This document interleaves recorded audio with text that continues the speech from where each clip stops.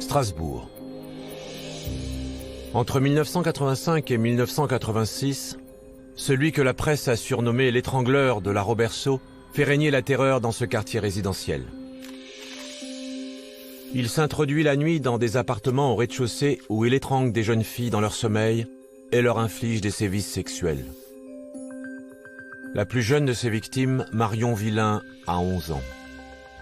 Quelques jours après son viol, le père de l'enfant reçoit un appel anonyme, enregistré par la police. Allô? Est-ce que votre fille va bien, celle que j'ai violée la dernière fois? Comment? Elle va bien, c'est bien remis? Qui est à l'appareil? Bah devinez, c'est moi qui suis passé la dernière fois. Fin 1986, les crimes du violeur en série s'arrêtent sans aucune explication. Mais il reste introuvable. Des générations de policiers strasbourgeois poursuivent la moindre piste, auditionnant des centaines de témoins et de suspects, en France et à l'étranger, en vain. Le dossier de l'étrangleur de la Roberceau devient le plus vieux cold case de France. 27 ans plus tard, coup de théâtre au service des empreintes de Strasbourg. La seule preuve technique exploitable de tout le dossier était une empreinte palmaire, retrouvée chez une des victimes, Martine Riss, 17 ans, assassinée. Et cette empreinte palmaire a enfin trouvé une correspondance. Celle de Nicolas Charbonnier, 52 ans, vivant près de Bordeaux. Il a seulement été appréhendé en 2011 pour un vol de porte-monnaie dans le casier d'une piscine. Et c'est pour ce petit délit que ses empreintes ont été rentrées dans le fichier national. Père d'une petite fille de 8 ans, divorcé depuis peu, Nicolas Charbonnier ne colle pas au profil du tueur. Sauf qu'il vivait à Strasbourg au moment des faits. Alors, pendant plus de 4 mois, les enquêteurs vont décortiquer la vie de cet ancien militaire, le mettre sur écoute, lui et toute sa famille, et se replonger dans les milliers de pages du dossier de l'étrangleur de la Roberceau. Le 21 janvier 2013, 27 ans après le premier crime, l'équipe du capitaine Ittinger arrive de Strasbourg pour interpeller Nicolas Charbonnier à son domicile, dans la région bordelaise. Pour optimiser le temps de la garde à vue, les policiers de Strasbourg ont délocalisé les auditions au commissariat de Bordeaux. Il est 14h10, la garde à vue de Nicolas Charbonnier commence.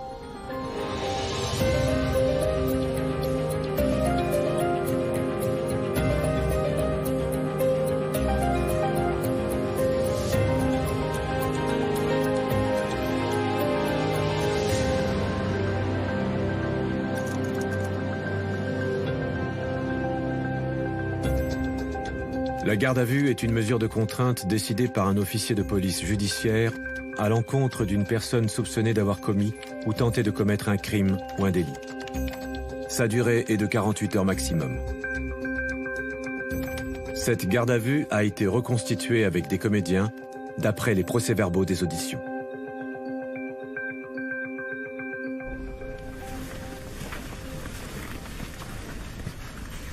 J'ai 30 minutes. Merci. Bonjour, monsieur Charbonnier. Je suis Maître Baldé, votre avocat.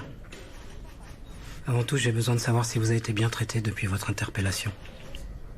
Oui, tout va bien. Nous, on n'en revenait pas. On a fait sa vie, il est marié, il a une petite enfant.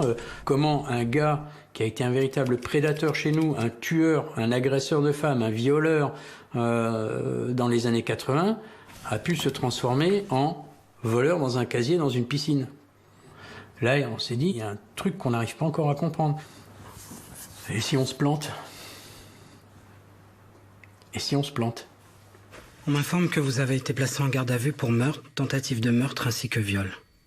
Alors, je suis en présence d'une personne absolument calme, qui a l'air serein, qui n'est même pas énervé ou stressé, qui semble croire que tout ça c'est une mauvaise blague, et qui est sûr d'être remis en liberté très rapidement. Donc lui-même, d'emblée, me met en confiance. Mais alors c'est vraiment sérieux cette histoire? Pour meurtre? Oui, on ne peut plus sérieux. Bah, c'est insensé. Est-ce que cela veut dire que vous niez les faits qui vous sont reprochés, monsieur Charbonnier? Bah, évidemment. L'avocat commis d'office, on lui a pas ramené les 15 tomes du truc, hein. Donc, je lui ai dit ce que j'avais envie de lui dire. C'est-à-dire, rien. Ou pas grand-chose. Donc, en fait, c'est une discussion de dupes à ce moment-là, entre un avocat qui connaît pas son client et le client qui connaît pas l'avocat. Il va juste dire, est-ce que vous avez été frappé par la police? Non. Ben, on va y aller maintenant, hein. On va aller parler aux flics. Afin que le regard du suspect ne puisse se raccrocher à rien, le capitaine Ittinger a choisi pour mener la garde à vue un bureau vide. La première audition peut commencer, il est 17h30. Range-moi ça, s'il te plaît. On n'en aura pas besoin. Un verre d'eau? Volontiers. Ce dossier de l'étrangleur de Laurent Berceau, c'est une plaie. Tous mes collègues ex-chefs brigade criminelle se sont cassés les dents dessus, et c'était, je crois, le seul cold case qu'on pouvait avoir chez nous à Strasbourg. On est un peu fébrile, c'est-à-dire que là, on est dans la phase finale d'un jeu qu'on prépare presque depuis 5 mois. Hein, voilà. Et on sait que c'est maintenant que ça va se jouer.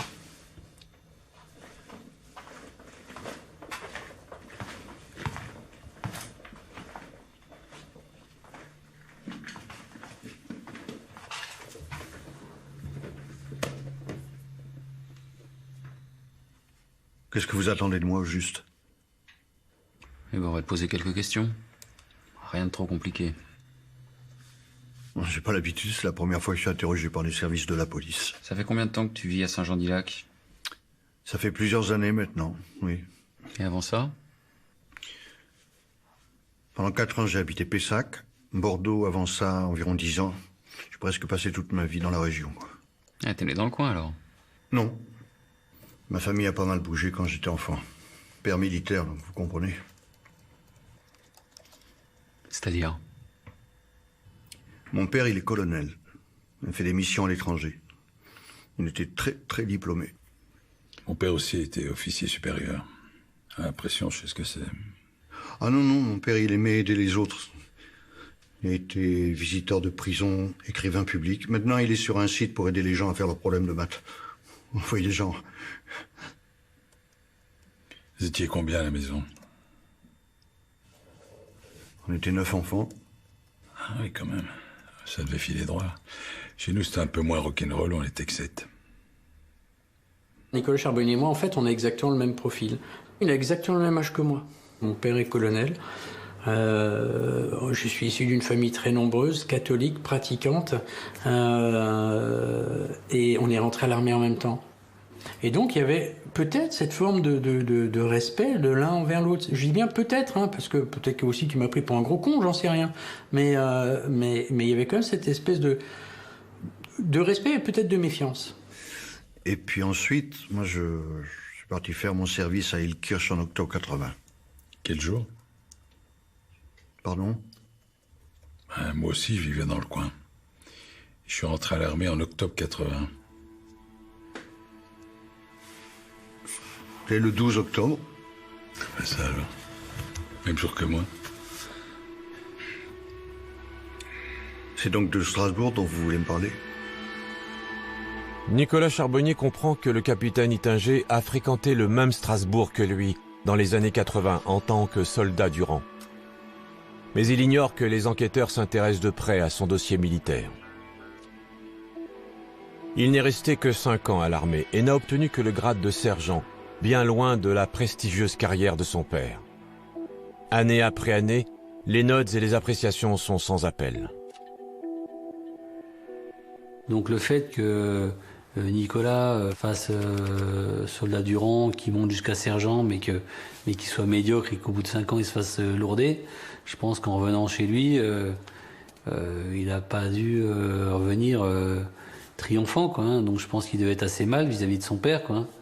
Il est certain que la figure du père était peut-être trop idéalisée pour lui, était trop exemplaire, et que cela a amplifié son sentiment d'échec quand lui-même a voulu faire une carrière militaire. Il est renvoyé de l'armée le 30 septembre 1985. À 23 ans, il retourne vivre chez ses parents à Schiltigheim, près de la Robertsau. À quelques rues de là, une semaine plus tard, une jeune femme est violée dans son appartement au rez-de-chaussée. L'agresseur tentera aussi de l'étrangler. Nicolas Charbonnier sort de l'armée le 30 septembre.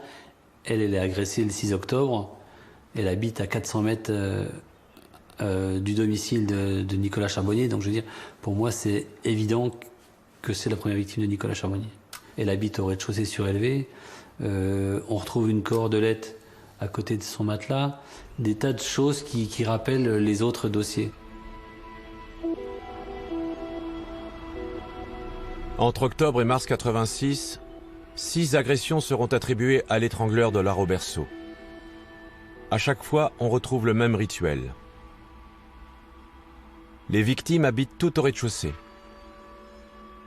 Il entre en cassant un carreau avec un caillou, les surprend dans leur sommeil, les étrangle dans leur lit avec une cordelette. Il déplace ensuite les corps inanimés dans l'appartement avant de les agresser sexuellement. Martine Riss, elle, a été emmenée dans la cuisine. L'agresseur a pris son temps, allumé les lumières et s'est acharné sur sa victime. Il a cherché un couteau pour couper les bretelles de son soutien-gorge, lui a ôté son bas de pyjama et arraché une touffe de cheveux. Puis il lui a coupé les poils pubiens alors qu'elle agonisait. Il s'est ensuite rendu dans la chambre de sa sœur Patricia, qui s'est réveillée alors qu'il était sur elle pour l'étrangler. Ses hurlements l'ont mis en fuite. On n'a retrouvé aucune trace technique exploitable, hormis l'empreinte palmaire laissée sur la commode de Martine, celle qui a permis l'interpellation de Nicolas Charbonnier. Attendez, ça voulait pas du tout dire à cet instant-là que M. Charbonnier avait pu commettre un crime. Et effectivement, la première réaction que j'ai, c'est de me dire, mais peut-être qu'il connaissait simplement cette victime, qu'il était présent à un moment dans cet appartement, mais absolument pas pour y commettre les crimes décrits. On a une trace, mais si c'est un copain, s'il faisait partie des secours, s'il faisait partie d'une équipe de déménageurs, des gens qui ont ramené des meubles pour les... On a tout vérifié. Et au fur et à mesure, on ferme les portes. Donc au fur et à mesure qu'on avance dans les 4 mois, vous arrivez à vous persuader, vous, que ça peut être que lui. C'est vrai qu'on part pas avec grand-chose. On part pas avec grand-chose et c'est vrai que 27 ans après les faits, les témoins ont vieilli, ils ont plus la même mémoire, ils ont plus les mêmes souvenirs qu'à l'époque. Je me souviens pas, c'est des témoignages contradictoires par rapport aux premières auditions parce que les gens se rappellent plus. Et on s'est rendu compte qu'en fait, ça nous desservait. C'est-à-dire que plus on rentrait d'éléments troubles ou non qu'on n'arrivait pas à établir, plus ça profite en fait à la personne qu'on va viser. Et là, j'ai tout de suite dit à Michel, stop, on arrête tout, on va changer notre fusil d'épaule. Et donc petit à petit, on en est rentré à faire des jeux de rôle. Alors, il me parlait comme si j'étais Nicolas Charbonnier. Et j'ai essayé de le contrer. Ah ouais. C'est ce qui se passe. Pendant les 4 mois de préparation de la garde à vue, les 2 policiers ont passé au crible les questions d'ordre professionnel, familial, intime et même sexuel. Ils ont simulé les réponses potentielles de Nicolas Charbonnier afin de rester maître du déroulé des auditions. C'est ce qui se passe à ce moment-là. Quand j'étais jeune, il y a une fille, là, je l'avais tapé dans l'œil. Elle s'appelait comment? Martine, je crois. Ouais, c'est ça, Martine. On a dû se voir 2-3 fois, je dirais, à l'époque dont vous me parlez, là, chez elle. Bon, on n'a pas fait grand-chose. Hein. Je suis un gentleman, vous savez. Puis un jour, plus de nouvelles. Ça s'est terminé comme ça. Eh ben, tu vois, là, ton empreinte palmaire. Et s'il nous dit ça, peut te la carrer au cul bien profond, parce qu'on est mort s'il nous dit ça. On s'est assuré qu'il n'était pas connu de l'entourage de Martine Riss. Maintenant, Martine Riss, de ce qu'on savait du dossier, c'était une fille assez discrète, qui faisait ses études à Strasbourg, qui bougeait pas une oreille, etc. Et nous, ce qui était important pour nous, notre stratégie, c'était de faire dire donc à Nicolas Charbonnier qu'il n'avait aucune raison valable d'être dans cet appartement. C'est ce qu'on va faire. On va jouer à l'entonnoir.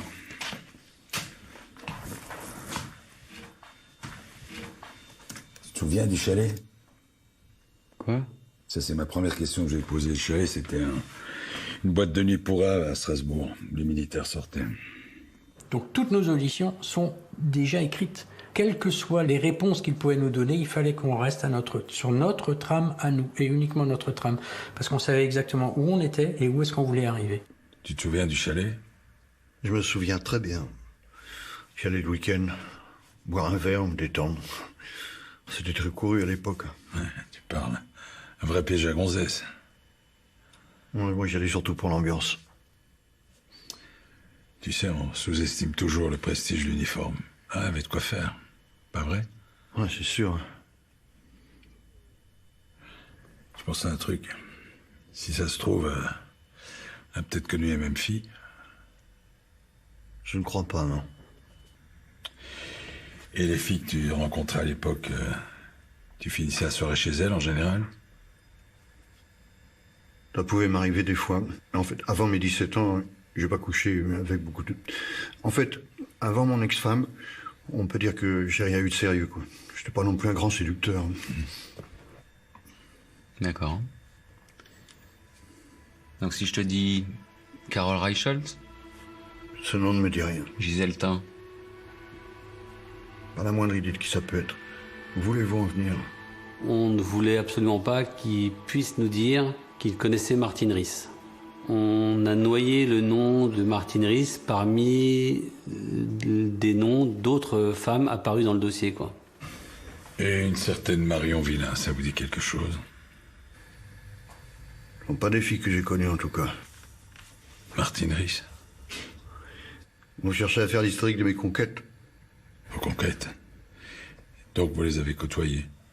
Absolument pas. Judiciairement, c'est pas terminé, quoi.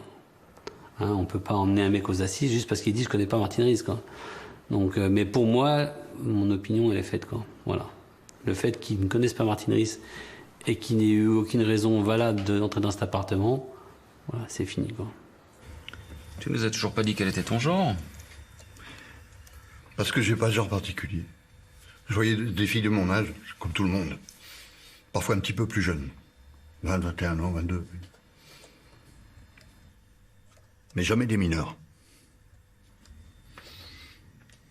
Et des filles mineures au chalet, il y en avait aussi. Je le sais, puisque j'y étais. Hein. Donc ça faisait partie vraiment des premiers points de passage importants qu'il fallait que l'on marque sur le papier. C'est qu'il n'est pas sorti avec une fille mineure. Martine et Marion sont mineurs, les modes opératoires sont identiques. Dès 1986, les enquêteurs relient les deux affaires et font appel à un psychiatre pour les aider à établir un premier profil de l'étrangleur de la Roberceau. Les éléments dont j'avais disposé ne permettaient pas de dresser un véritable portrait robot, sinon de définir la démarche sadique et cette logique, on peut dire, ce fonctionnement. Alors, l'histoire, pourquoi raser les poils pubiens? Peut-être que c'est un trait aussi qui rejoint la question de la pédophilie, à savoir d'effacer chez cette femme les caractères sexuels secondaires et d'en faire en quelque sorte une créature juvénile. Des traces de bave, de transpiration et de sperme ont été retrouvées sur les lieux des crimes, mais à l'époque, aucune analyse ADN n'a été faite car la technologie génétique était encore balbutiante. Et quand le fichage ADN a été généralisé, la mauvaise conservation des scellés a alors rendu impossible toute analyse. Nicolas Charbonnier sait qu'il a pu laisser des traces derrière lui, mais il ignore qu'elles ne sont pas exploitables. Tu sais ce que c'est l'ADN? Évidemment. Ce sont des cellules qui sont différentes pour chaque individu. Personne n'a les mêmes. Donc j'imagine que vous savez aussi ce que sont les empreintes digitales. J'ai lu des choses sur le sujet, oui. Si on vous disait qu'on a retrouvé un élément de ce type attestant de votre présence sur le lieu d'un crime? Mais il faudrait m'en dire plus, comment voulez-vous que je me défende? Je pourrais avoir posé ma main sur le verre. Quelqu'un y trouvera mon empreinte. Et si vous vous faites tuer dans les 15 jours, est-ce que ça veut dire que je suis le coupable? On l'a retrouvé sur une coiffeuse, sur le bord. Comme si quelqu'un s'était appuyé dessus à tâtons, dans l'obscurité, la nuit. Tu vois, comme ça. Je comprends pas bien ce que vous me racontez. Je peux l'avoir poussé à des tas d'endroits dans ma vie, ça prouve rien. On l'a retrouvé dans une résidence privée. Un endroit où vous n'aviez aucun moyen d'entrer. Attendez. J'ai eu un boulot à la sortie de l'armée, ça m'avait marqué. C'était pour la société OBO. Je voulais installer des bureaux chez les gens. C'est un travail ennuyeux, là, extrêmement ennuyeux. Alors peut-être ai-je livré un bureau chez la personne dont vous parlez. Certainement comme ça que vous avez mon empreinte. Lors de cette première audition, le fait que les officiers des polices judiciaires parlent d'ADN et d'empreintes nous font croire tout de suite à mon client et moi qu'il y a effectivement de l'ADN retrouvé et de l'empreinte digitale retrouvée dans le dossier. Parce que c'est une enquête qui dure depuis 30 ans et nous nous disons tout de suite que les officiers des polices ne sont pas venus les mains vides à Bordeaux pour l'interpeller. Commencer par des questions lambda de « savez-vous ce que c'est qu'un ADN ?» On sait ce que ça va provoquer, en tout cas chez la personne qui est en garde à vue, qui va commencer à paniquer. Et bien sûr, côté avocat, on le lit souvent, on constate que c'est une vraie technique d'enquête. On n'a qu'un seul truc, on a que notre trace. Mais lui, il sait pas ce qu'on a. On en a 1, 2, 3, 4, 5 des nouveaux éléments, il sait pas. C'est le coup de poker. Qu'est-ce que ça a à voir avec moi? T'as besoin qu'on te fasse un dessin? Cette empreinte, on l'a retrouvée chez une fille. Une mineure. Tuée. Oh mon Dieu. Il y a vraiment des gens qui sont capables du pire dans ce monde. Ouais, et le coupable a jamais été arrêté. Même si mon empreinte était vraiment chez elle, je vois pas ce que ça a à voir. Je vois pas ce que ça veut dire. J'ai jamais attaqué personne. Je me suis jamais battu, moi, même à l'armée. Non, attaquer une petite fille, non. Non, ce coupable que vous cherchez, vraisemblablement, ça peut pas être moi. Pour moi, ma fille, c'est une princesse. C'est bon. Maître, on arrête l'audition. Pourquoi? Qu'est-ce qui se passe? Il se passe que tu nous prends pour des abrutis, en fait. Ben, il mélange tout. En fait, il essaie de nous apitoyer. Il essaie de nous dire, regardez, la preuve que j'ai rien fait, c'est que j'ai une fille et que je l'adore, quoi. Mais je veux dire, oui. Et alors? Et alors? Si c'était aussi simple, effectivement, on lui dirait, ah, excusez-nous, on savait pas que vous aviez une fille, bonne journée, au revoir, quoi. Mais non, c'est pas aussi simple que ça. À la fin de chaque audition, la loi oblige les policiers à faire signer aux prévenus les retranscriptions sur lesquelles apparaissent l'intégralité des faits qui lui sont reprochés, ainsi que le nom des victimes.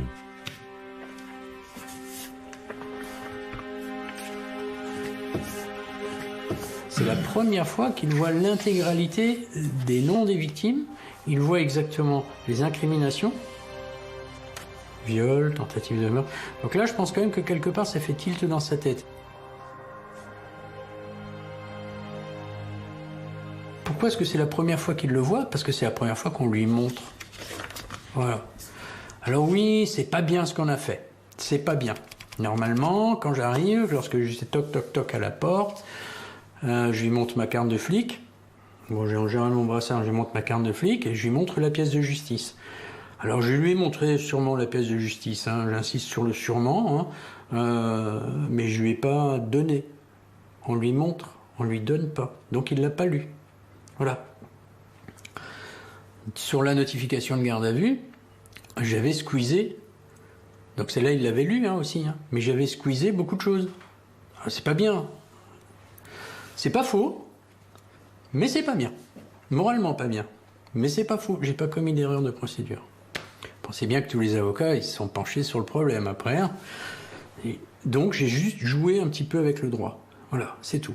À mon avis, les officiers de police ont respecté les textes. même s'ils ont été un peu borderline. Malheureusement, nous n'avons trouvé aucune nullité dans ce qui avait été fait dans ce dossier. J'ai pas dit coucher, j'ai dit fréquenter. Si, c'est ce que t'as dit. Non, j'ai dit fréquenter. Tu veux qu'on réécoute les enregistrements?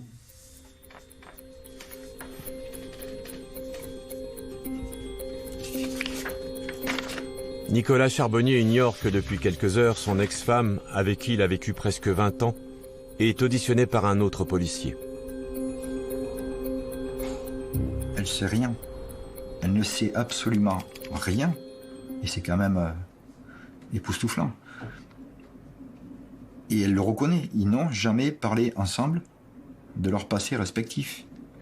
Quand je demande à Karine Charbonnier de savoir si son ex-mari, qui plus est le père de sa fille, peut être l'auteur de ces faits, elle n'est plus à ce moment-là dans l'incompréhension. Elle est dans le déni. Le père de sa fille ne peut pas avoir commis ces faits. Il est parfait. C'est le papa idéal. Ça peut pas, ça ne correspond pas. J'aimerais seulement savoir où est ma fille.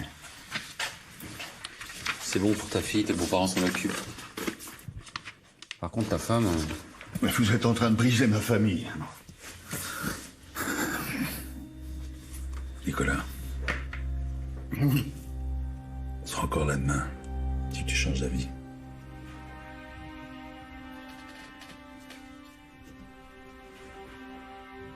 Je peux vous expliquer ce qui s'est passé? Tu appelles ton avocat? Vous croyez que ça va m'aider? Non, finissons-en plus vite. Ça peut être aussi une tactique pour lui, hein.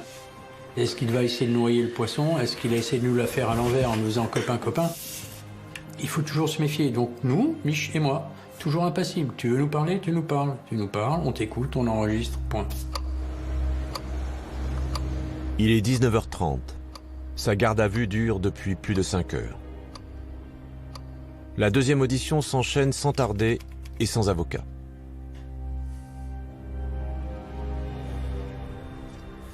Bah allez-y, on vous écoute. Je ne suis pas fier. Ce n'est pas une histoire que j'ai racontée à qui que ce soit. À l'époque qui vous intéresse, je venais de sortir de l'armée. Je ne savais pas trop quoi faire de ma vie. J'étais un peu désœuvré. Et le chalet, puisque vous en parliez, c'était effectivement un endroit où les militaires se retrouvaient pour draguer, mais pas que. J'y ai fait des connexions. J'ai rencontré quelqu'un, on parlait beaucoup, on buvait beaucoup aussi, on a sympathisé. C'est un homme cultivé qui avait un peu d'argent, c'était fascinant pour moi. Je n'avais jamais rencontré quelqu'un de pareil. Et travaillait pas vraiment, il était cambrioleur. Wow. Et un jour, il m'a proposé un coup. Et qu'est-ce que vous avez volé? Mais c'est ça le pire, rien. Je cassais un carreau. On rentrait avec mon associé, je restais 1 minute ou 2 maximum. Je m'y prenais comme un manche que j'ai jamais rien rappelé.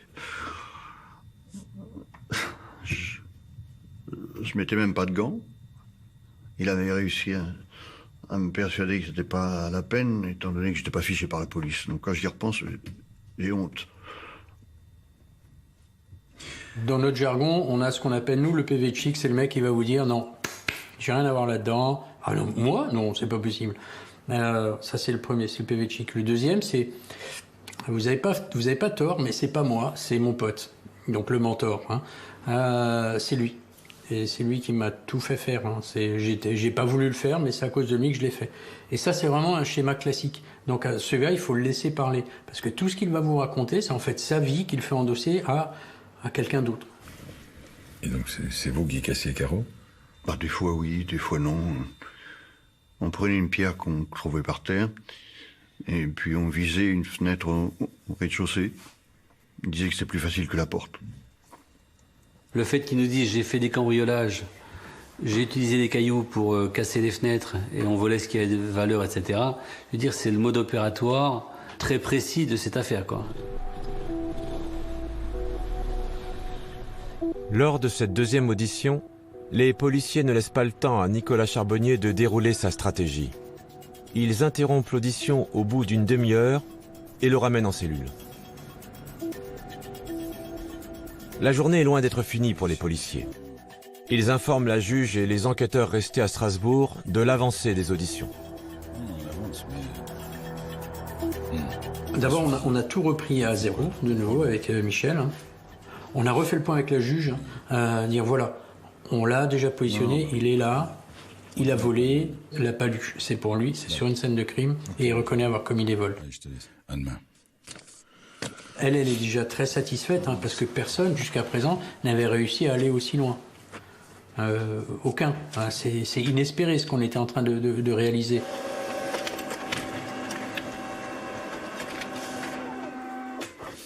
Sans surprise, la juge autorise la prolongation de la garde à vue. Ils vont pouvoir le garder 24 heures de plus.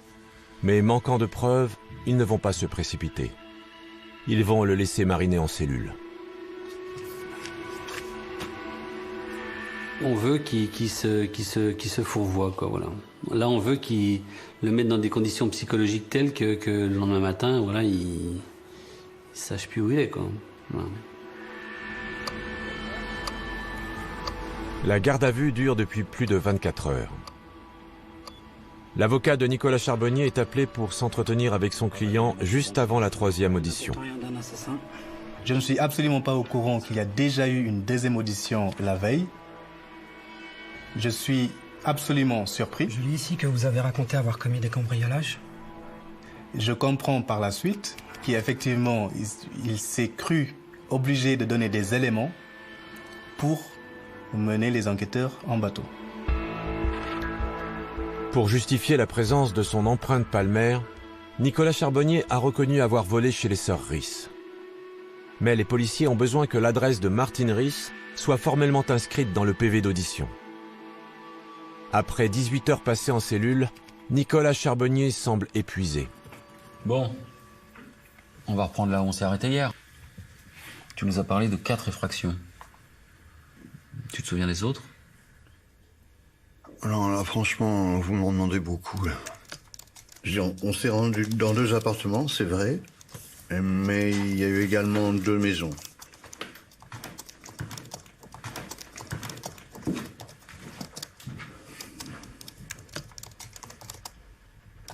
Quand j'ai quelque chose à lui dire ou quand j'ai un point particulier, je lui envoie un SMS, il le lit discrètement. Il ne faut pas couper le fil entre le mis en cause et l'interlocuteur.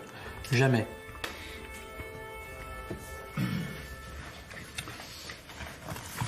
Bon, je reprends parce qu'il faut être bien précis.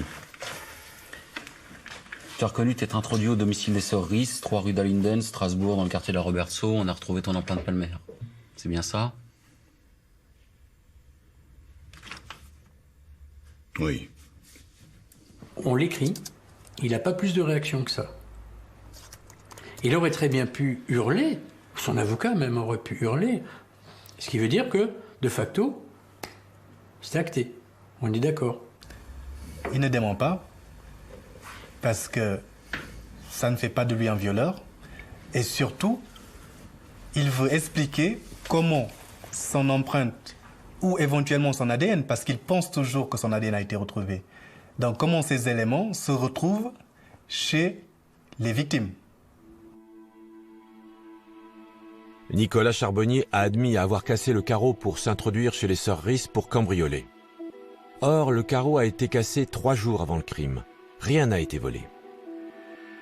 Les sœurs Ries remarquent cependant qu'il manque un trousseau de clés, mais elles croient que leurs parents les ont récupérées. Michel Thomas en déduit que cela s'est passé en 2 temps et qu'il y a donc eu préméditation. Tu nous as parlé de ton complice, disons qu'on va l'appeler Monsieur X. Comment est-ce que vous procédiez? J'ai trouvé un double des clés accroché à un clou. J'ai ouvert la porte pour qu'il entre. Et tu sais ce qu'elles ont fait, les sœurs Ries, quand elles ont vu que leur carreau avait été cassé? Elles ont cru un cambriolage? Non, pas du tout. Rien n'avait été déplacé chez elles. C'est bizarre pour un cambriolage, tu trouves pas? C'est vous les experts. Aucun voleur au monde n'entre sans mettre à sac les endroits qu'il cambriole, c'est la base. Être discret, ils en ont rien à foutre.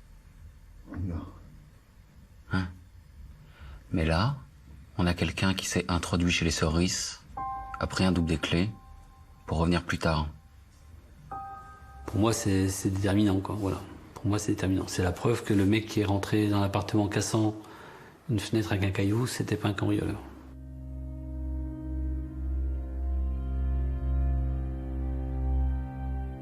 Tu savais qu'il vivait là? Non, pas du tout.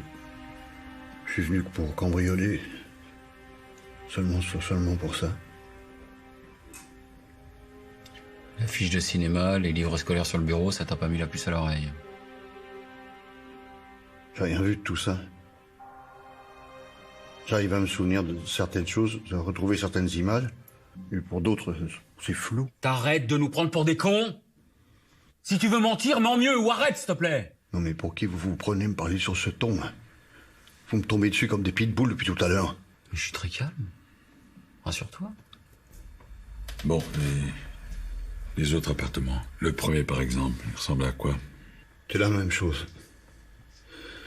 Dans mes souvenirs, il est situé au bord de l'île. Quand on y est rentré, on a commencé à fouiller, sauf que j'ai entendu des gens qui ronflaient, j'ai pris peur. Et je suis allé voir. Il y avait des gens qui dormaient. Je suis parti. Point final. On s'attendait pas du tout à ça. On s'attendait à ce qu'il nous raconte un peu n'importe quoi, comme il avait fait avant. Et là, la façon dont il parle du premier appartement, on se rend compte que c'est la description exacte de l'appartement de Marion Villain, quoi. Marion.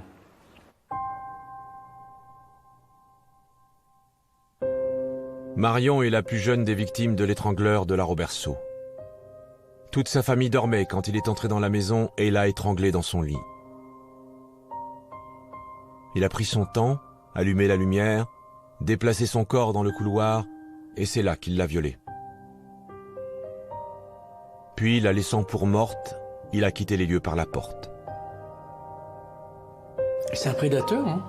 Il y a une certaine forme d'excitation.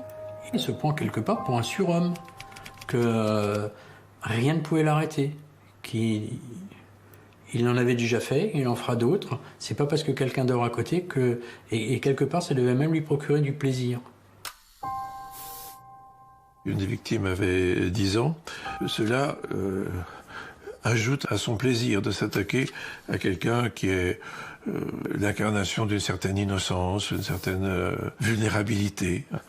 Le plaisir du pédophile est là. C'est de s'en prendre à des êtres qui ne savent même pas ce que c'est que la sexualité, ou du moins qui n'ont qu'une expérience, qui ne peuvent, je dirais, sont totalement sans défense par rapport à une agression de type sexuel. La petite dont vous parlez, elle a eu des séquelles? Mis à part sa vie foutue en l'air? Je crois pas, non. Je parle de séquelles physiques. Eh ben, il lui est arrivé ce qui est arrivé à Martine Rhys. Marion a été retrouvée dans le couloir, allongée.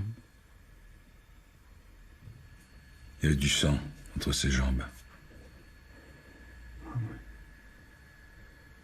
Cet ordure revenait après nos effractions pour faire ses horreurs. C'est vraiment Kaiser Soze, le type, hein. Il t'entraîne dans ses coups, seulement parce qu'il a décidé de violer et d'assassiner de jeunes filles. Non, vous pouvez vous arrêter une seconde? Vous êtes exaspérant à la fin. Mais c'est ce que je vous expliquais à l'instant. Ouais, oui. Tout le monde dormait quand je suis parti. J'ai touché à aucun enfant. Oui, c'est pas très déontologique, mais voilà, c'est... On se fout un peu de sa gueule, quoi, parce que bon, voilà, à un moment donné, c'est bon, quoi. C'est pour ça qu'on lui parle de Kaiser Soze. C'est abracadabrantesque, son histoire, à un moment donné. Hein. Voilà. Monsieur Charbonnier. Au revoir. Messieurs. J'ai compris que ce que m'avait dit mon client lors de l'entretien n'était pas absolument la vérité. À ce moment-là, si j'avais pu m'entretenir une seconde fois avec lui, je pense que notre entretien n'aurait pas du tout été le même. Il se trouve que la loi interdit à l'avocat d'avoir 2 entretiens dans les 24 heures. Le peu d'accès au dossier, c'est un vrai problème de droit de la défense. Voilà, on a une inégalité des armes qui pose évidemment problème à tous les avocats qui font un peu de la défense pénale. Voilà, moi j'ai un avis assez tranché sur la présence d'avocats en garde à vue. Hein. C'est pour pas qu'ils crèvent de faim, quoi, tous. Voilà, bon. Mais ils ne servent à rien. En garde à vue, ils servent à rien. La troisième audition vient de se terminer. Il est 17h15. La garde à vue de Nicolas Charbonnier dure depuis 27 heures. Le capitaine Ittinger lui a permis de voir son ex-femme pendant quelques minutes pour qu'elle lui porte des vêtements propres. Alors qu'il s'apprête à le descendre en cellule, Nicolas Charbonnier lui fait une confession inattendue. Vous devez me prendre pour un monstre après ce que j'ai fait.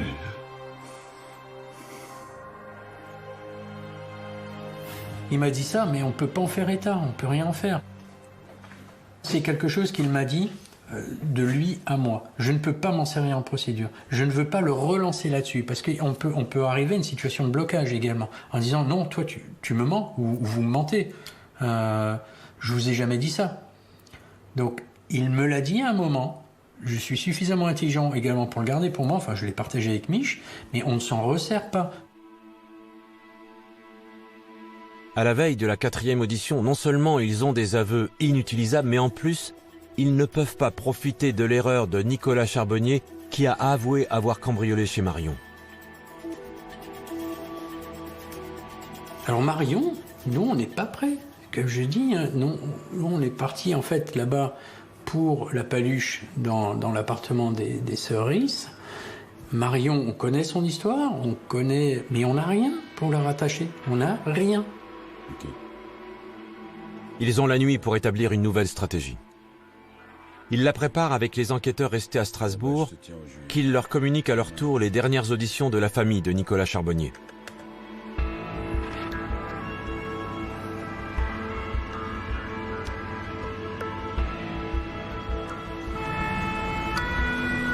Le lendemain matin, Nicolas Charbonnier est sorti de sa cellule. Il est 9h15.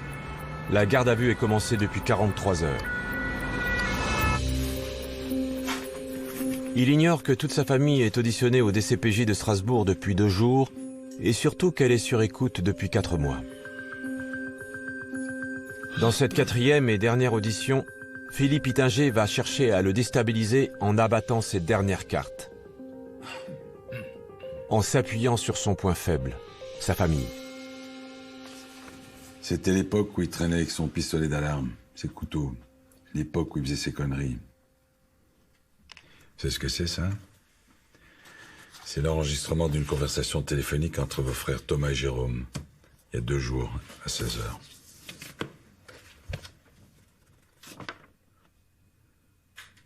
Non mais c'était mes couteaux de l'armée, je me trimballais pas avec. Donc vos frères se trompent? Oui, ils se trompent. Et la vie de votre père, ça compte beaucoup pour vous? D'après lui, vous auriez giflé une femme qui aurait porté plainte contre vous alors que vous étiez encore à l'armée. Ce qui aurait entraîné une comparution devant le tribunal et une condamnation à une peine de 6 mois avec sursis. C'est pas possible. Ça n'existe pas. Ce que vous dites là. Mes frères, mon père, qui disent que j'aurais frappé une femme, comme quoi j'aurais été violent avec elle.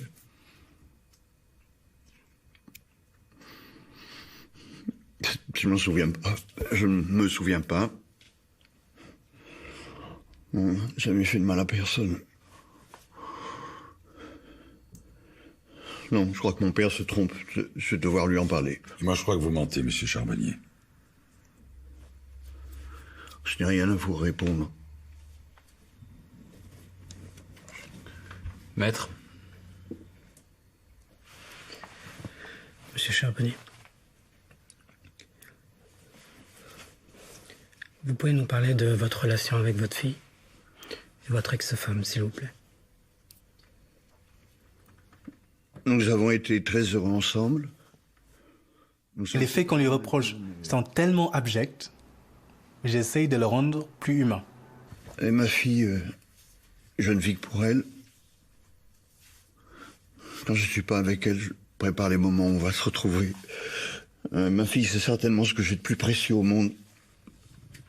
C'est mon trésor. Ma fille, c'est ce que j'ai le plus précieux au monde. Ma fille, c'est mon trésor.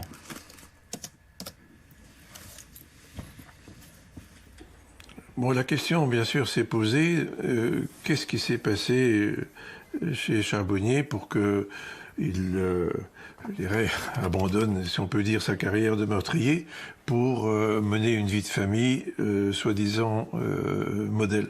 Je n'ai pas souvenir dans ma carrière d'expert d'avoir observé chez quelqu'un une telle métamorphose de la personnalité. Je dirais, cet homme exemplaire n'était pas un autre Charbonnier, fondamentalement, que celui qui avait commis les crimes dans les années 86. Nicolas Charbonnier vient de passer 47 heures en garde à vue, dont seulement 6h46